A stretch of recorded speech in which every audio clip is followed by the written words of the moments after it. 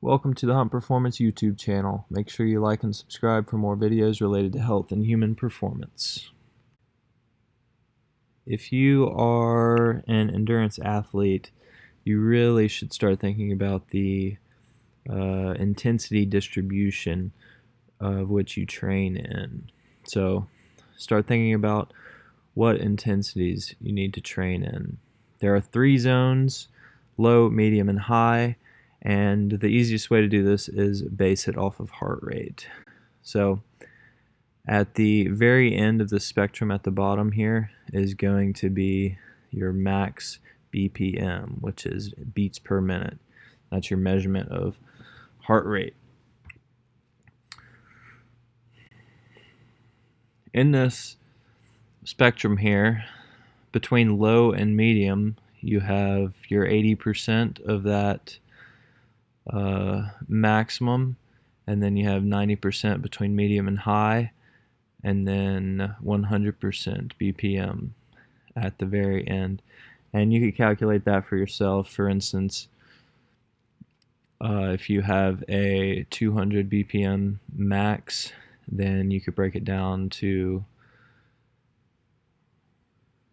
160 BPM for the first section, and 180 BPM for between medium and high intensity zones. Now, there are plenty of athletes that train in this way, making sure they're training in the correct intensities. We have runners, cyclists, triathletes, and cross-country skiers that really focus on this, and really any other endurance athlete out there can do that. So the study we're going to be looking at today is the comparison of contemporary intensity distribution approaches, an increased amount of high or low intensity when progressing training load in the preparation period of cross-country skiers.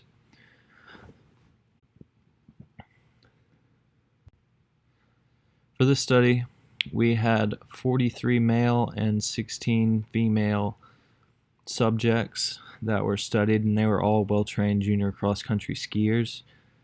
They were broken up into 3 training groups and put through an 8-week training program and measured pre and post that program. So here are shown the 3 groups. At the top you see low, medium, and high, and that's just the percentages of intensities that they're going to be working in, and the groups are on the left. The LITG is low intensity training group, which has 92% of their volume in that low intensity zone. Then you have the control group, that's CG. It's going to be in the middle of the two. It gives us something to compare it to.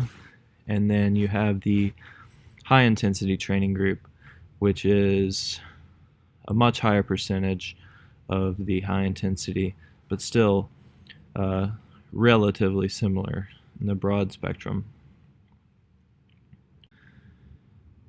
Now, the units that are measured for each of the 3 groups on the treadmill as they were roller skating were time to exhaustion, VO2 peak, blood lactate, and the gross efficiency. The results came in of the low intensity training group had an increase of 6% in their time to exhaustion, and the high training group had a 10% increase, where the control group did not significantly increase at all. And for the VO2 peak, the high intensity training group increased by 3%, but the other 2 did not significantly increase. For blood lactate, none of them increased significantly. And for the gross efficiency, they both increased at the same rate, low and high, at 0.4%. Now overall, These are not very great changes, but when you think about the volume of each intensity zone, those minute changes give us minute results, and some of them are significant. But for the time to exhaustion, both low and high had a change.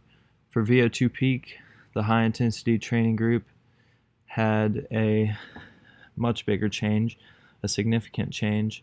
Blood lactate stayed the same, and gross efficiency was similar to time to exhaustion, where both the low intensity and high intensity had significant results, all positive. So overall, this study was based on other studies that showed endurance athletes keep it roughly between 80 and 95% in the low intensity zone. And these are elite endurance athletes. Another study showed the difference between athletes that trained in a low intensity zone 67% of the time and versus athletes that trained in an intensity zone, in a low intensity zone 80% of the time. And that 80% had a greater positive impact on performance in the long run. So essentially, you could take it easier and go a little bit further with the volume and still achieve better results instead of killing yourself going too hard. In conclusion, the study examined several different ratios of training intensity. All of these were relatively low intensity, high volume of low intensity ratios, but the big difference is that the high intensity training group performed over double the volume in that high intensity zone than the other groups. Now, because of that, the high intensity training group excelled in time to exhaustion, VO2 peak, and gross efficiency more so than the control group or the low intensity training group. So they showed the greatest improvements.